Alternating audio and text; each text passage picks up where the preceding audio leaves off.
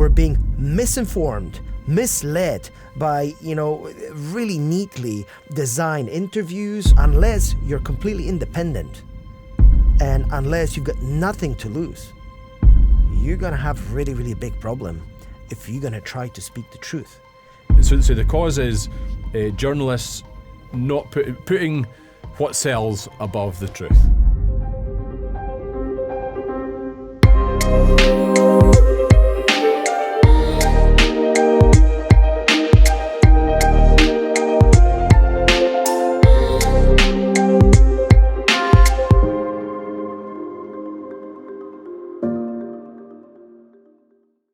I haven't had my TV for over a year now, but that's exactly what I wanted to talk about, which is the way media is screwing our life, the way they misinform us, the way they label people who have got a different opinion as a conspiracy theorists and deniers and so on and so forth.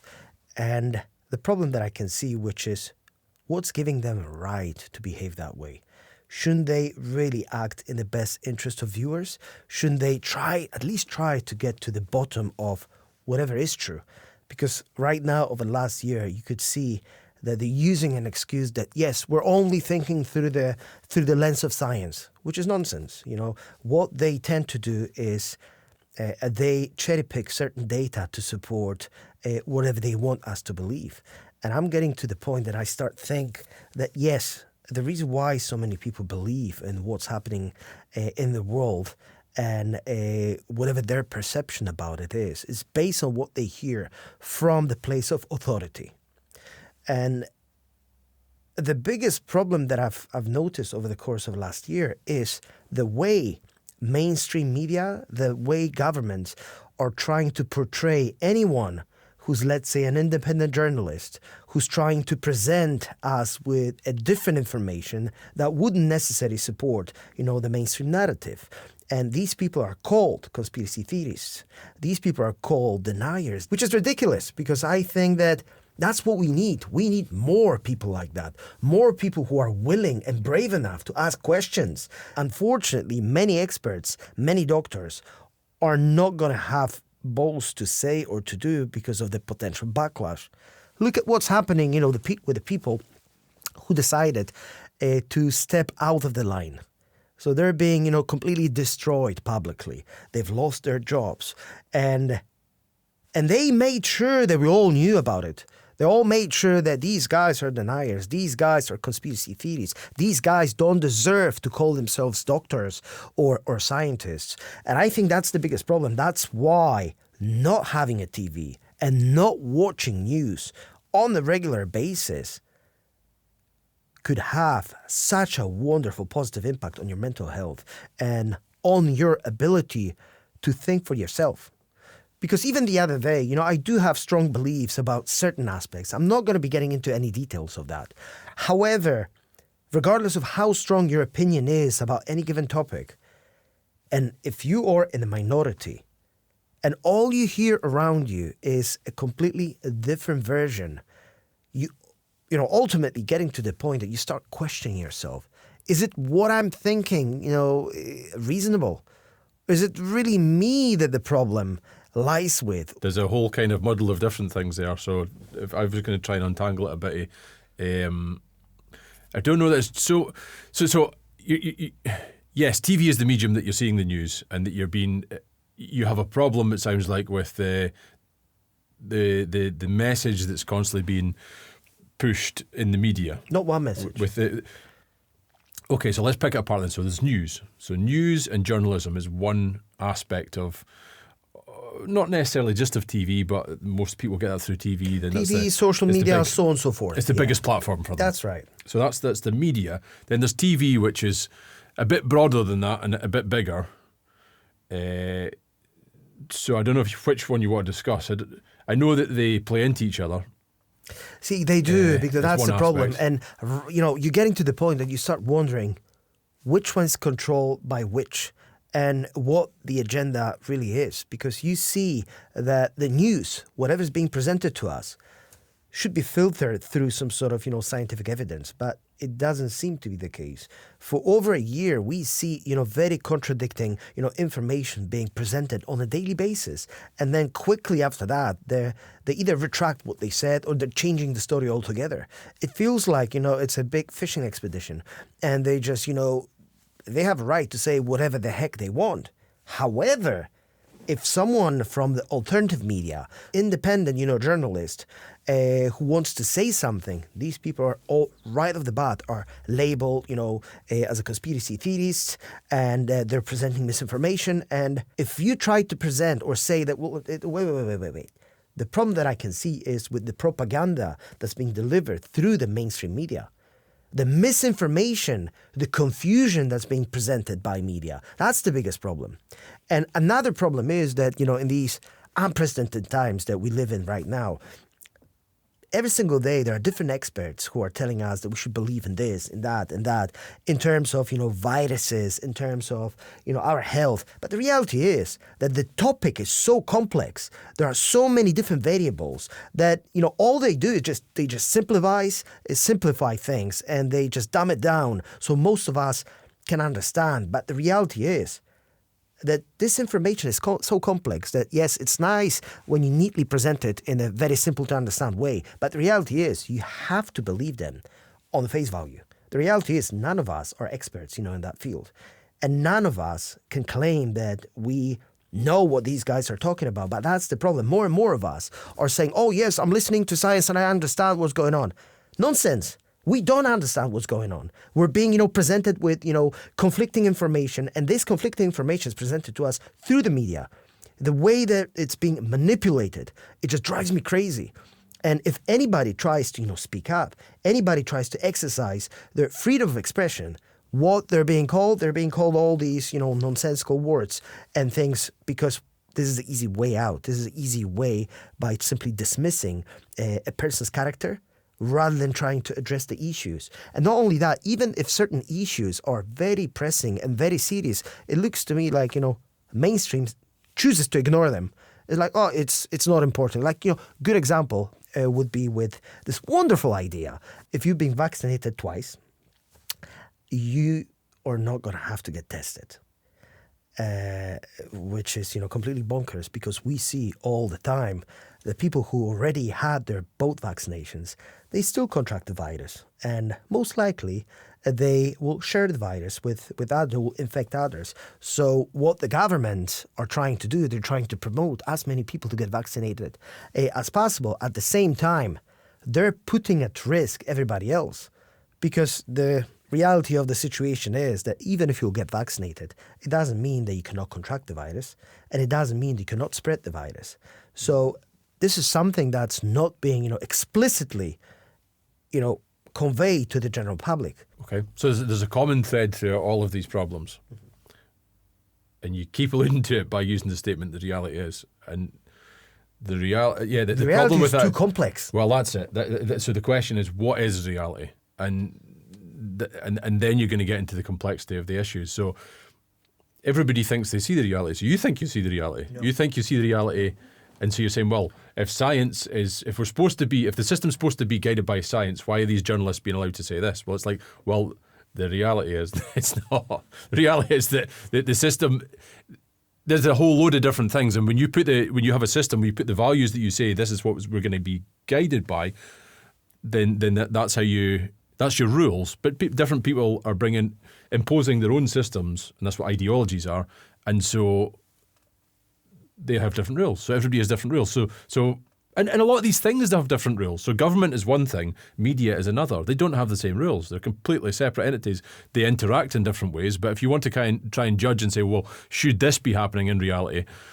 It depends. It's different rules. And again, it depends on your perception of what you think reality is, because it's not like it's a simple, obvious thing. Of course, reality is. I think what I'm getting at mainly is this fear campaign. This is a mind virus. That's what it is. It's poisoning people's mind, making them believe that there's a really high chance of them dying, even though, let's say, they're in their 20s, 30s, they've got no underlying health conditions. And, rather than trying to be objective, rather than trying to be transparent, to explain, well, there are completely different risks if you're, let's say, 20, 30, 40, you've got no underlying conditions. And they're completely different if you're 60, 70, 80 with these underlying conditions. But instead, we're being misinformed, misled by, really neatly designed interviews, or, in my opinion, sometimes, it's not necessarily that these doctors that are speaking up, they're doing it in order to deceive anybody. No, that's not what I'm trying to say. I think that these doctors have a genuine and strong belief that, this is, let's say, it's potentially very dangerous, so on and so forth. But there's another type of experts who are not being really allowed to speak up. And there's, a huge percentage of doctors and nurses who are simply afraid of speaking the truth because they're just afraid that they're going to lose their jobs. And I think that this is the sad state of affairs. So unless you're completely independent and unless you've got nothing to lose, you're going to have really, really a big problem if you're going to try to speak the truth. And that's the problem with the media just now, that they don't care if it's, if it's true or if it's not true. If it bleeds, it leads. Remember what I said earlier. You weren't familiar with the concept. But I was familiar with the concept. I wasn't familiar with the term. Yeah. So maybe we should explain what that means for people who don't understand. Well, it's the same concept as sex sells. So what will attract your audience is the thing that you push. So So the problem with that is journalism's general rules have been the truth first, and they're going to be unbiased. So when you implement a concept like sex sells, and so you promote the thing that's going to achieve the biggest readership, or if the one you're saying, if it bleeds, it leads. Fear because it's the things that attract. It's the disgust stories. It's the horrific stories of murders and rapes and different things like that. Those are the things that pull an audience. And so it's not that they're not true, but it's a focus on the negative. And so one of the nasty side effects that a lot of people throughout society report experiencing is that they begin to have a more darker view of their life and of reality and of society, because all they're hearing is about paedophiles and rapists and all the nasty stuff about life, about wars and all these horrible things. And it's tricky because for the media, they do that because it sells, just like sex sells. So is it good to be putting on scantily clad women and promoting different things? It's like, well, what are your rules you're gonna go by? It sells. So people, it's like sweeties. It attracts people's attention, and so the same way as the fear and which is not fine. But what's even worse is that the fear that these people are trying to perpetuate is actually influencing public perception, and the public perception ultimately influences the policies of governments, because they're just trying to keep the voters happy. And oftentimes you see that they will implement completely horrendous, ridiculous policies only to make a constituents happy, which is, sad state of affairs. Because what do you want to do about that situation? Because it's reality. Oh, so there is a reality there. No. So here's another place where it plays out. So people employing females who look quite attractive to work in their restaurants. Okay. And so this happens. It goes on because they know it'll attract more tips and customer satisfaction, various things like that. It's the same principle. Sex sells. No. And so for the media, they're doing that. It's like, well, you're saying they shouldn't be doing that. Well, so then you've got to make a rule to say that people can't do that. Okay, so it's like, well, you can't discriminate. Yeah, but look at us, where we are right now. Look at the lockdowns. Look at an impact it has on every single family household. It's been like that for a year and a half. How many years of that you think that our society can sustain? And as long as something is not affecting everybody else's lives, it's fine. If these are effects from the cause, but if you've taken one cause, so you kind of need to stick with that. And if you want to get at the thing, so the cause is journalists not putting what sells above the truth. That's the thing you're wrestling about. And you're saying, okay, well, there's an effect where this can happen. No, there should be bias. No, there should be bias. But there should be bias towards human rights. There should be bias towards, trying to make our lives better. It's like, there shouldn't be bias towards, we're going to create something that's going to be really painful in the stomach, so they're going to watch more of it. They're going to be petrified, and they're going to thank us for informing them, and for presenting them with this information so they can avoid, a fear of dying or a fear of getting a disease and things like that, which is, the system is so corrupt to the bone. And if you look at, other people, like I've mentioned, independent journalists who are trying to literally just get to the truth. Maybe or not, sometimes they're right, sometimes they're wrong. But these people are being labeled as someone who's just creating the content in order to deceive you, to misinform you, and you shouldn't be listening to these people at all. And that's what's pissing me off. Which is understandable, because the story attached to it is that the system's corrupt as hell. That's the story you've got attached to that. And it's a story that's being pushed because, oh, hey, what are they doing with that story? Oh, it's the same old thing. If it bleeds, it leads. So that's the same principle. Those nasty people, the corruption, the world's really dark. And so you're being attracted to that story. So aren't they doing the same thing as the media? Aren't they doing it attracts your attention, it gets you annoyed. But is it actually true? How does it actually line up with reality? That's the problem. And reality is really complicated. It is. What if reality is corrupt? What if reality is that, like, at the end of the day, those reporters in that media, they have lots of priorities, and you're saying, well, your highest priority should be the truth and to do the best things for society that I think are the best things for society.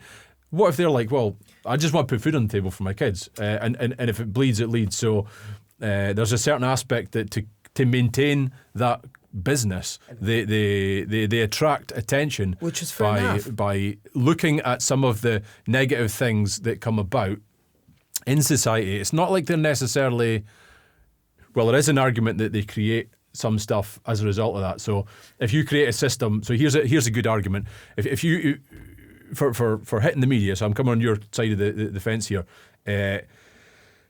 If you create a scenario, which we have, in which you report all the dark stuff, then you create a scenario where if somebody wants to has a desire to have a bit of fame, go out with a bang or whatever, then they can go and start mowing down people with a machine gun, and guaranteed they're getting on the news. So because you have a system like that you almost create a potentiality that maybe increase somebody's likelihood to perpetuate that crime because you platform them. They know they'll get a platform if they do that. There's a problem though. I wouldn't have a problem if the media were saying all these bad things, and as long as it doesn't affect my day-to-day life, I don't care. They can lie all day long through their teeth. That's fine. But the moment fear that they're creating is affecting the policies, which is ultimately affecting my ability to earn money, that's when I draw the line.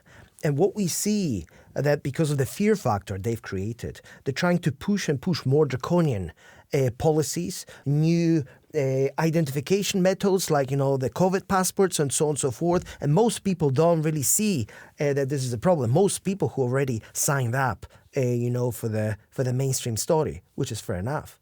But there are other people who would like to choose not to. Because since we're living in a free society, we should have a right, to participate in the society and to be free to make decisions about what we, for instance, put in our bodies without, let's say, a fear of losing our job. I think that's a big, big problem. So like I said, I think that maybe I'm not conveying my message, clearly enough. No, it's just that you're looking at effects and you're trying to make a case from effects, and you don't really get at the thing when you do that. You're saying there's a problem and I don't like these effects.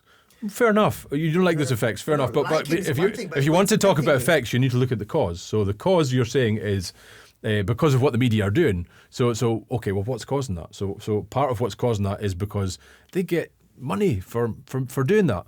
It's financial incentives. It is, and the problem is that so many people don't see a possibility that pharmaceutical companies can have any financial interest, in this whole shambolic situation. That, think about CPR tests, think about vaccines, think about everything that's related to masks. So many different independent, the organizations, companies gain financially from what's happening. And My biggest fear is that one day soon, the time will come that they're going to start coercing people to do certain things. And that will be the beginning of an end. And I know it's a very doom and gloomy, idea, but there are many, many things that even a couple of months ago, mainstream would present it as a nonsense. This thing would never happen. And now we look at it as a reality. So, and that's the problem. That's the problem with the perpetuating fear for too long. If people believe that every single thing that's being presented to them by mainstream media is true, over time they'll be more willing to give up the freedoms, to give up, their security, just to be safe. And I just don't think that enough people talk about it. And people who do talk about it are so small that they're not reaching, enough people. So if you're not able to be exposed to any alternative version, and all you get is the same story, and all the people that you associate with only listen to the same media, and they just perpetuating the story that's being told, that that's a recipe for disaster. Then potentially you have an effect where you shut off any discourse, and you it's hugely controllable to sway things in one way, and there's money involved, and there's various different factors, and so that's a danger. Arguably, the people who are doing that could say, well, this is what we've got to do. The situation demands it because it's so important. Everybody has to get vaccinated or the virus is going to spread. This is the course that we're all doing. So if you're going to fight against that, then, or be in any way against that, then you're going to you're just making the problem worse. And that there's lots of problems. And how do you, they're big challenging problems. That's not what I'm trying to say or present. What I'm trying to say is that, since we're living in a free society, we should be given a choice. We should be given an option to, let's say, if you would like to be exposed to this information here and there, it's your choice. If you would like to, take a vaccine that's being offered to you, that's also your choice. And I understand that collectively, the best thing it is, for all of us to get vaccinated. And I think that providing that there will be, sufficient evidence that this vaccine would be completely safe and there wouldn't be any long-term side effects of it, I don't think that, there will be many people who would say, we don't want to get vaccinated.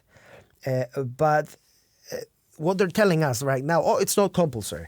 However, if you're not going to take it, you won't be able to travel. You won't be able to access, certain services, so on and so forth. And increasingly, it looks like these, COVID passports, so on and so forth, are going to become mandatory. And what that will lead to is the society of people who are going to be divided into two. The good guys, which is the guys who will take a vaccine, will acquiesce, will do everything, and these guys are going to be rewarded. And there are going to be the other kind of guys, the guys who choose not to get vaccinated for whatever reason. Let's say they cannot get vaccinated or they don't want to get vaccinated because they are afraid of these long-term side effects, potential long-term side effects. Yes, it's a problem. It's a problem. So it's a problem. It's almost like when you say things get simplified, almost down to child's play level, where you got the good guys and the bad guys, and really, who wants to be the bad guys? And it's like that's the only choice you're given. So freedom. So you have freedom, but it's with a whole pile of rules. So at the moment with COVID, they're trying to give you freedom, but to try and urge you in a direction. So they're not setting explicit rules like you must get vaccinated, but they're moving into your freedom. And kind of pushing on that in a way which doesn't necessarily completely obliterate your freedom, but they're your freedom of choice, to be specific. But they're encroaching upon it, and so you don't like that, and you don't like some of the effects. And I think that's fair enough. So how's it not forcing people not to get vaccinated if, let's say, they're going to have to present a document just to be able to, go to pubs, go to nightclubs? This is forcing somebody. By definition, you won't getting in unless you do what we tell you to do. So you could, argue the case that they're not really forcing you, but they're not going to allow you to access certain freedoms or certain, services that you've been able to access before completely freely because you don't have a certificate to prove that you've had your vaccinations, even though people who've been double vaccinated can still contract a virus and can still spread it to everybody else. So what I'm trying to say here, where is the logical argument behind it? Well, it's not complete eradication of your freedom. It's not saying you must get the COVID vaccine. But what it is it's an encroachment upon your freedom. So it's saying, well, if you really believe that, we're going to make it more difficult for you because we think that the best thing that you should do for everybody is to do this. And we're all doing this. Like, we're all going here and we want you to come along. We don't want MD to be going somewhere else or doing anything like that. We think this is the best thing. And so we're not going to force you. Like, we're not going to stick your arm up your back and make you go. However, we're going to try in every way that we can to try and kind of force you a bit more lightly. And so if you really believe in what you're doing, then you still won't go. But see... And where does that go? I don't know. Let me put it this way. The argument that you're presenting would completely make sense. You know, if there's a medicine that's been around for decades and decades that clearly could make a huge difference and would be absolutely safe, it would be completely unreasonable for any reasonable person to refuse to get vaccinated, because that way, you know, it's clear you're doing it for others, and it's not that big of a deal. The problem that I have right now is that in the way you're being forced to take something that's still quite experimental, something that's not being tested long term, and you're being expected to take that risk that you should hope for the best. You know, we believe that everything is, you know, safe and effective, and nobody talks about, you know, what if a couple of years down the line it turns out that it wasn't completely safe and effective. Perhaps, you know, there were things that we didn't know at the time because we didn't have a time to test it. So who's going to take the blame at that point? Because I don't think anyone's going to be taking blame for that. Well, we never forced you to take one, but since, you know, we were in an emergency situation, we offered it to you. So if anything, you should be grateful to us. And, you know, if there are any negative consequences that could happen 4, 5, 10 years down the line, well, you know, we had a really good intention at the time. And for me, this sort of explanation is just not good enough. For me, it's ridiculous if you see the argument, especially looking at statistics and data. And I'm referring here to the younger generation, not to the older generation with the comorbidities. I'm talking about people, you know, under 50s, 40s, without any health conditions. And why are the governments so stuck up on trying to inoculate all of these people as well? If their chances of getting it and ending up in a hospital with it are so small that it's, you know, statistically irrelevant. And this is the question that I don't hear in the mainstream being asked at all. No, because they imply that the answer is that they're in a war against the virus and they want to... They don't want... If it's a war, like if it's between two armies, they don't want to give away any territory. And so that's what the concept of the masks and the vaccination and the isolation is all about, not giving any territory to the virus. How that works in reality is quite maybe a separate issue, but that's the simplistic version as I can see it. And so because this is what we're all doing, we're all in it together, and we're all going to fight against this virus. You have to do it too. It requires that everybody takes part, because everybody who doesn't take part and does something else gives ground to the virus. That's the narrative. That's the story. That's the simplistic story that I believe is being promoted. And if you believe that, then that's what you're going to work with, and that's going to be your system.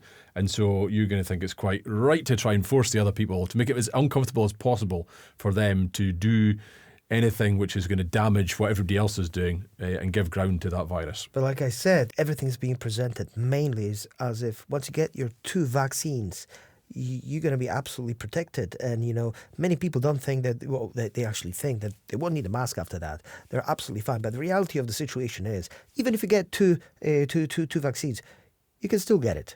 Well, the story is you still want to be vigilant and not give any ground to the virus. So that's why it still plays with that narrative, and it's still... So that's why you still need to wear a mask. It's more complicated than that. It's the dumbed down version, like you say. It's the kiddies' playground version.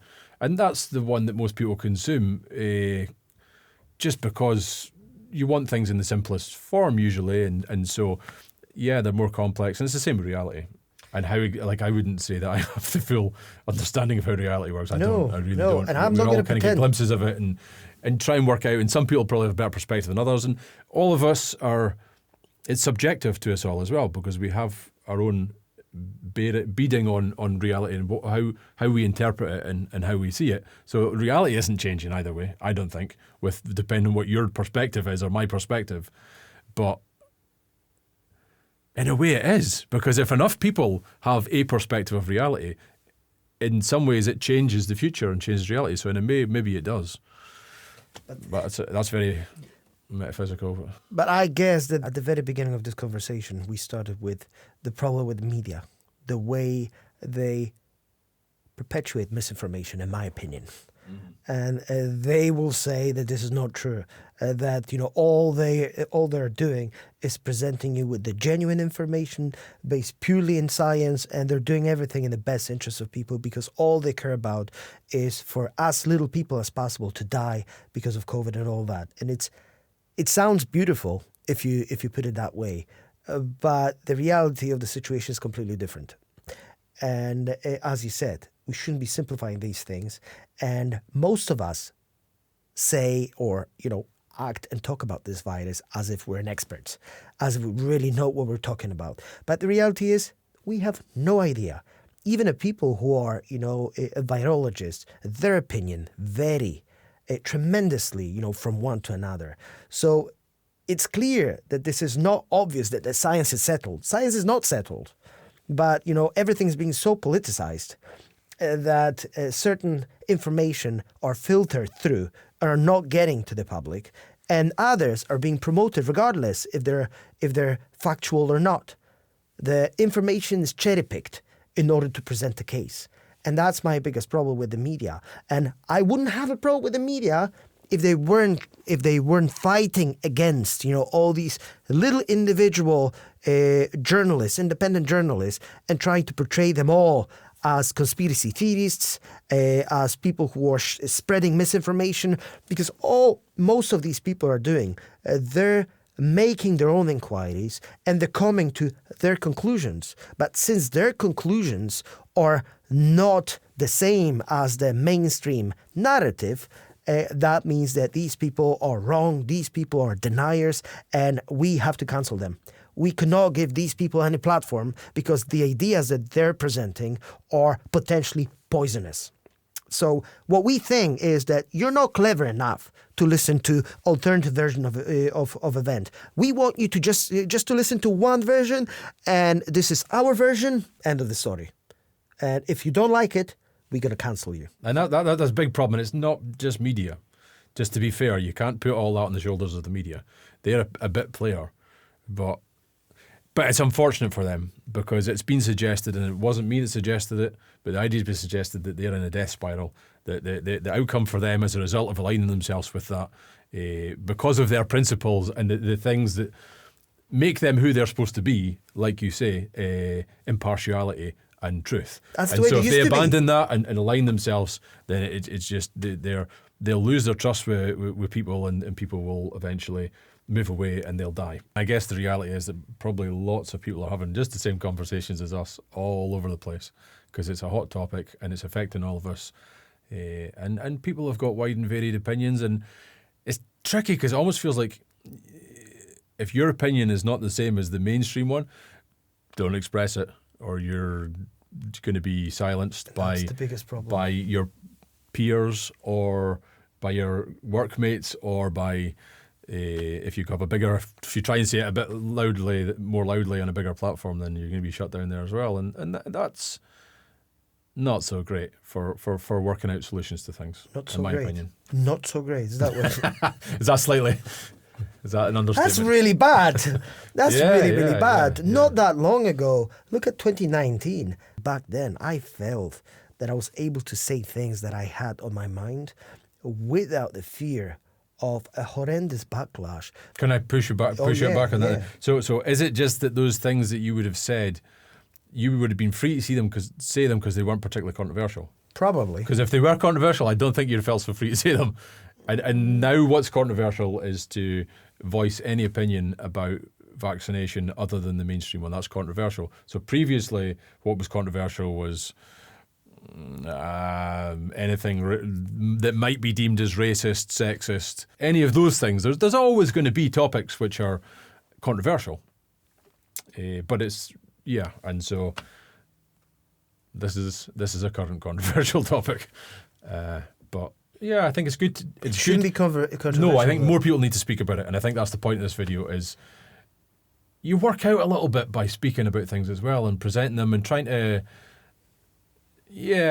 find the reality by looking from different perspectives, and it's tricky, but you need to be allowed to do that to some extent. And if you don't allow people to do that, you create a scenario which is potentially really utilisable for people to control the narrative and control reality, really, by controlling the narrative. And often that doesn't seem to work out so well in history. So, yeah, that's not the world I want to live in. But again, it's all wage. You've got a deadly virus, so do you want to live at all? It's up to you, mate.